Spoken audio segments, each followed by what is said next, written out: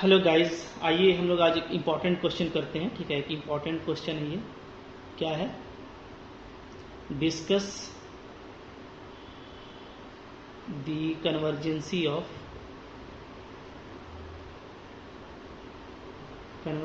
Of beta function.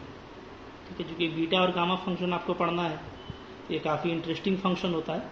तो function और इसका प्रॉपर्टी हम लोग बताएंगे। ठीक है, तो बीटा फंक्शन होता क्या है? देखिए, ये बीटा इन से इसको डिनोट करते हैं और इसको लिखा जाता है ऐसे 0 से 1 x का power m minus 1 minus X का पावर n माइनस 1 dx, ऐसे लिखा जाता है। ठीक है, ये पूरा जो इंटीग्रल है इसी को हम लोग क्या बोलते हैं? बीटा फंक्शन कहते हैं। तो पहले इसका हम लोग आइए कन्वर्जेंसी को डिस्कस कर लेते हैं। ठीक है, देखिए कैसे सोल्व करेंगे, सॉल्यूशन कर रहा हूँ मैं।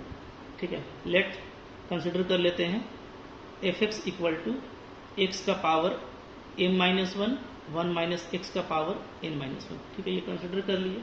ठीक है, अब देखिए यहाँ पे हम लोग का कुछ केस लेना है। पहले केस ले रहे हैं, केस 1। क्या?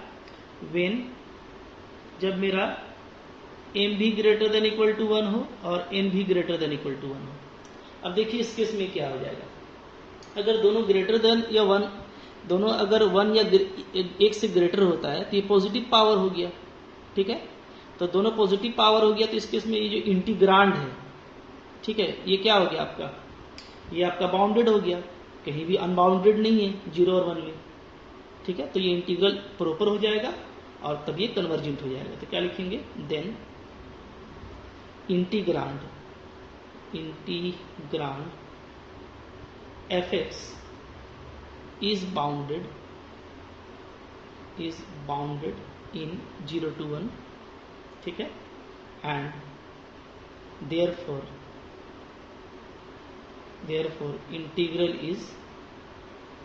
इंटीग्रल इज प्रॉपर इंटीग्रल हो गया। ठीक है, तो 10 क्या होगा? It is convergent. तो ये कन्वर्जेंट हो जाएगा इस केस में, कन्वर्जेंट। ठीक है, इस केस में क्या हो गया? ये कन्वर्जेंट हो गया। अब आइए हम लोग केस 2 का बात करते हैं। केस 2 क्या है? केस 2 ले रहे हैं हम। ठीक है, जब चूंकि ये दोनों केस तो ले लिए, तो ले रहे हैं कि सपोज करते हैं कि मेरा m भी लेस देन 1 है और मेरा n भी लेस देन 1 है। ठीक है, अब क्या होगा? तो अब देखिए इसमें क्या होने वाला है। देन हमारा जो इंटीग्रांड है वो क्या हो जाएगा? इंटीग्रांड, ठीक है, बिकम्स इनफाइनाइट। हमारा जो इंटीग्रांड है एफ एक्स वो क्या होगा? इनफाइनाइट होगा।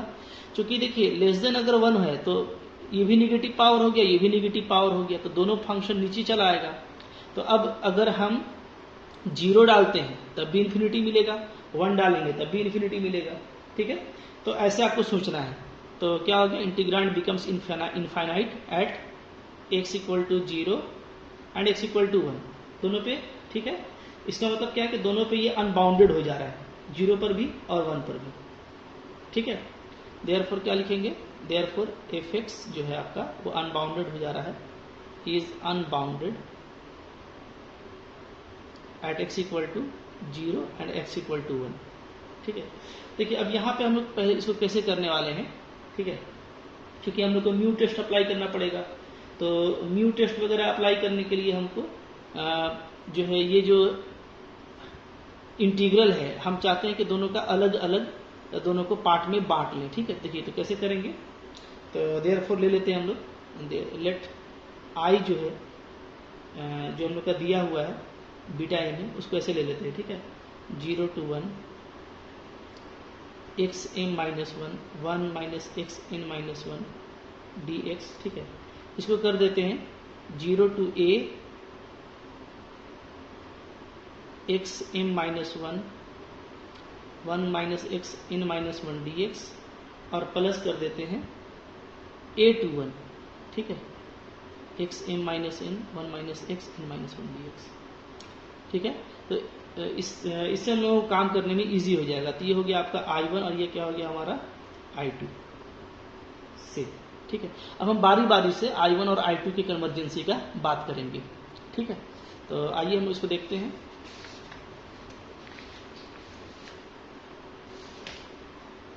तो पहले जो हम लोग बात करेंगे वो बात कर लेते हैं कन्वर्जेंसी ऑफ I1 का। ठीक है, ओके,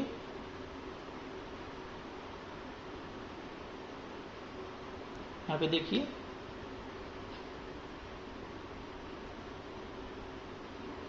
कन्वर्जेंसी ऑफ I1, हमारा जो I1 का कन्वर्जेंसी है वो कैसे हम लोग देख पाएंगे। ठीक है, तो I1 हमारे पास है, पहले I1 को लिख लेते हैं। I1 है क्या, देखिए, तो I1 है आपका 0 to a x का पावर m-1 1 माइनस x का पावर n-1 dx। ठीक है, ये हम लोग का I1 था। तो I1 देखिए क्या है, ये आपका सेकंड काइंड इम्प्रॉपर इंटीग्रल है। ठीक है, और ये अनबाउंडेड है किस पे, ये अनबाउंडेड है सिर्फ x इक्वल टू 0 पे, क्योंकि हम लोग 0 से a में इसलिए बांट लिए कि दोनों को एक साथ हमको ना देखना पड़े। तो a तो मेरा क्या है, a जो है मेरा वो 0 और 1 के बीच में है, तो a डालने से तो कोई दिक्कत नहीं हो रहा है, 1 डालने से ये 0 हो जाएगा, क्योंकि ये भी नीचे है। हम लोग का जो पावर है, ठीक है, ध्यान ये रखना है कि मेरा m भी लेस देन 1 है और n भी लेस देन 1 है, तो दोनों नीचे है। ठीक है, ओके, दोनों निगेटिव पावर है, तो यानी दोनों डिनोमिनेटर में है। तो हम लोगों ने a इसलिए लिया है ताकि सिर्फ यहाँ पे 0 का टेंशन रहे, 1 तो है ही नहीं है। तो क्या लिखेंगे, I1 is improper integral of second kind. ठीक है, सेकंड काइंड का इम्प्रॉपर इंटीग्रल है। ठीक है, एंड ये जो इसका इंटीग्रांड है, इंटीग्रांड इज अनबाउंडेड है, अनबाउंडेड। ठीक है, at x equal to 0 only. Clear. ठीक है, तो हम लोग क्या लेंगे, देखिए, तो हम लोग म्यू ले रहे हैं, चूज म्यू ले लीजिएगा, जैसे 0 पे सिर्फ टेंशन है ना, और 0 यहां डालने से इन्फिनिटी हो रहा है। ठीक है, तो इसका जो पावर है m-1, इसको ले लीजिए क्या, 1 माइनस m। क्यों 1 माइनस m, इसलिए कि चूंकि m लेस देन 1 है तो ये तो नीचे है ना, और जब नीचे इसको लिखिएगा तो क्या आ जाएगा, तो ये नीचे जब जाएगा तो आ जाएगा x 1 बाई एक्स का पावर क्या हो जाएगा, 1 माइनस m। ठीक है, तब पॉजिटिव पावर बनेगा क्योंकि m मेरा लेस देन 1 है। ठीक है, तो म्यू क्या लेंगे, 1 माइनस m। देयरफॉर क्या हो जाएगा, limit x tending to 0 x का पावर म्यू, और जो fx है वो क्या बनेगा, वो बनेगा limit x tending to 0 x का पावर 1 माइनस m, और fx है x का पावर m-1 और 1 माइनस एक्स का पावर n-1। ठीक है, ये दोनों कैंसिल हो जाएगा, पावर को ऐड कीजिएगा तो कट जाएगा, तो सिर्फ ये बच रहा है, और इसमें 0 डाल देंगे तो 1 का पावर कुछ भी 1 आएगा। ठीक है, तो ये क्या है, ये आपका फाइनाइट है, फाइनाइट नॉन जीरो है। ओके, ठीक है, तब हम लोग का कन्वर्जेंसी और डाइवर्जेंसी का बात कर सकते हैं हम लोग I1 के लिए। ठीक है, देयरफॉर क्या लिखेंगे, देयरफॉर बाय म्यू टेस्ट, ठीक है, I1 इज कन्वर्जेंट, I1 हमारा कन्वर्जेंट होगा कब, अगर ये जो म्यू है मेरा वो क्या हो, लेस देन 1 हो। म्यू क्या है, 1 माइनस m, यानी 1 माइनस m क्या हो, लेस देन 1 हो। ठीक है, ओके, अच्छा, 1 माइनस m का लेस देन 1 होना, आप बात यहाँ पे समझिए, यहाँ से जो कंक्लूजन निकलेगा, क्योंकि हमको देखिए 0 से 1 के बीच में बात करना है। ठीक है, तो अगर हम यहाँ पे लिखना चाहे तो कैसे लिखेंगे, 1 को इधर ले आएंगे तो क्या आ जाएगा, 0 से आ जाएगा ग्रेटर देन m। ठीक है, ओके, तो क्या आ जा रहा है कि अगर m ग्रेटर देन 0 है, ठीक है, तब क्या आ जा रहा है, हमारा I1 कन्वर्जेंट आ जा रहा है। क्लियर है। ठीक है, अच्छा, and I1 is divergent, I1 मेरा डाइवर्जेंट कब होगा, जब म्यू क्या होगा, ग्रेटर देन इक्वल टू 1, यानी 1 माइनस m जो है ये ग्रेटर देन इक्वल टू 1, और इसको इधर ले जाएंगे तो क्या आ जाएगा मेरा, यानी कि m less than equal to 0। ठीक है, ओके, तो फाइनल कर लेते हैं। देयरफॉर क्या हो गया, I1 इज कन्वर्जेंट, I1 मेरा कन्वर्जेंट हुआ कब, जब m greater then 0, and is divergent, और मेरा ये डाइवर्जेंट हो रहा है कब, जब m मेरा लेस देन इक्वल टू 0। ठीक है, इसको इक्वेशन, इसको हम लोग स्टेटमेंट 1 ले लेते हैं। ठीक है, क्योंकि I2 का बात करना भी बाकी है, तो इसी तरीके से आइए हम लोग I2 का बात कर लेते हैं। ठीक है, देखिए I2 का कैसे बात करेंगे, तो कन्वर्जेंसी ऑफ I2, कन्वर्जेंसी ऑफ I2। ठीक है, I2 क्या है, I2 को लिख लीजिए, I2 है हमारा a से 1 x का power m minus 1 minus x का पावर n माइनस 1 dx। और ध्यान ये देना है कि हमारा m भी लेस देन 1 है और n भी लेस देन 1 है, इसी कंडीशन पे हम चल रहे हैं, ठीक है। तो अब यहाँ पे देखिए जल्दी जल्दी में, ज़्यादा टेंशन वाली बात नहीं है। अब नीचे 0 नहीं रहा तो इसको कोई खतरा नहीं है, अब सिर्फ इसको खतरा है, ठीक है। तो हम क्या बोलेंगे, I2 हमारा इम्प्रॉपर इंटीग्रल है, is improper integral of second kind, ठीक है, जिसमें आपका जो इंटीग्रांड है, इंटीग्रांड, ठीक है, वो क्या है, इज अनबाउंडेड। वो अनबाउंडेड है किस पे, एट x इक्वल टू 1 1 वो सिर्फ 0 पे था, ये सिर्फ 1 पे, क्योंकि ये सिर्फ नीचे जाएगा और 1 रखेंगे तो ये इन्फिनिटी हो जाएगा, ठीक है। तो अब हम क्या चूज करेंगे, n को, चूज म्यू इक्वल टू, तो पिछले बार इसका उल्टा लिए थे क्योंकि नीचे जा रहा था, अब इसका उल्टा लेंगे तो क्या हो जाएगा 1 माइनस n, देयरफॉर लिमिट। तो देखिए भारी नहीं है, ठीक है, बस थोड़ा लंबा है, लिखते जाना है, प्रोसेस एक जैसा है, थोड़ा आराम से सोचना है, ठीक है। fx क्या है हमारा, x का पावर m माइनस 1। अच्छा देखिए हम लोग 1 पे बात कर रहे हैं तो ध्यान ये देना है कि 1 पे कैसे लिया जाता है, 1 माइनस एक्स का पावर म्यू, ऐसा लेते हैं न्यू टेस्ट में ना, ठीक है। पिछले बार तो 0 था तो x माइनस 0, और इस बार क्या लेंगे 1 माइनस एक्स, तो यहाँ पे आ जाएगा 1 माइनस एक्स का पावर 1 माइनस n, ठीक है, ये इतना है, और फिर यहाँ पे 1 माइनस एक्स का पावर n माइनस 1, ठीक है। तो अब देखिएगा, अब ये दोनों क्या है, ये दोनों आपका सेम फैक्टर है और दोनों का पावर को ऐड करेंगे तो पावर 0 हो जाएगा, 1 माइनस n और प्लस 1 माइनस n इसका पावर है और इसका पावर है n माइनस 1, तो पूरा कट के 0 हो जाएगा, तो वैल्यू 1 बचेगा, तो सिर्फ ये बचेगा हमको, ठीक है।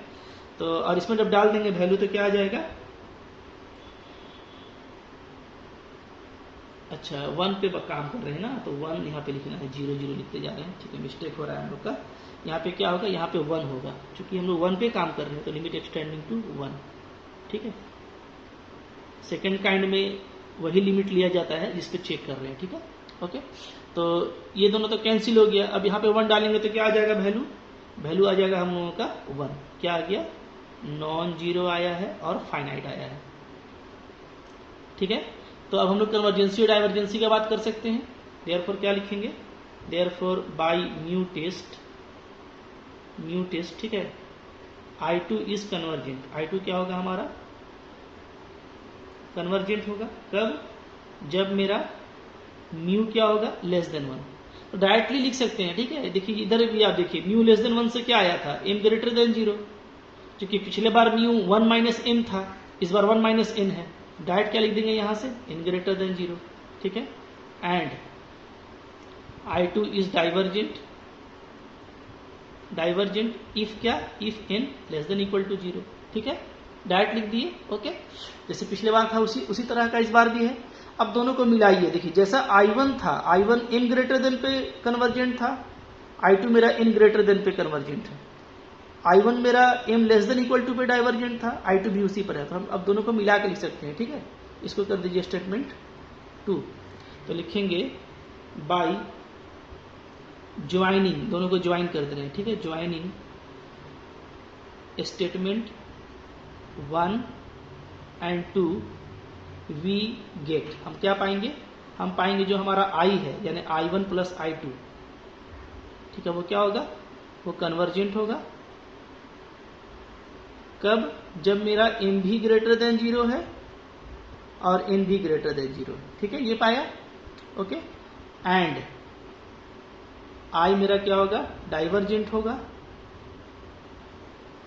कब, जब मेरा m भी लेस देन 0 हो और n भी लेस देन इक्वल टू 0, ठीक है, ओके। तो इस तरीके से हम लोग का ये बीटा फंक्शन का कन्वर्जेंसी चेक हो गया। नेक्स्ट क्वेश्चन में हम लोग, या नेक्स्ट वीडियो में हम लोग गामा फंक्शन का कन्वर्जेंसी चेक करेंगे, ओके। तो थोड़ा आसान है, बस आराम से इसको देखना है। स्ट्रक्चर तो बिल्कुल जैसा I1 का चेक किया था उसी तरीके से I2 का चेक किया, ठीक है, बस ध्यान ये देना है कि आपको लिखना कैसे है, ओके। जब 0 पे चेक करेंगे तो x माइनस 0 का पावर म्यू लेंगे, ठीक है, सेकंड काइंड का जो म्यू टेस्ट है उसको ध्यान पर रखिए। तो x माइनस 0 का पावर म्यू यानी क्या, x का पावर म्यू, और जब 1 पे चेक करेंगे तो क्या लेंगे 1 माइनस एक्स का पावर b, ठीक है, ये ध्यान रखना है। ओके, ठीक है, लिमिट भी वही होगा जिस पॉइंट पे आप चेक कर रहे हैं।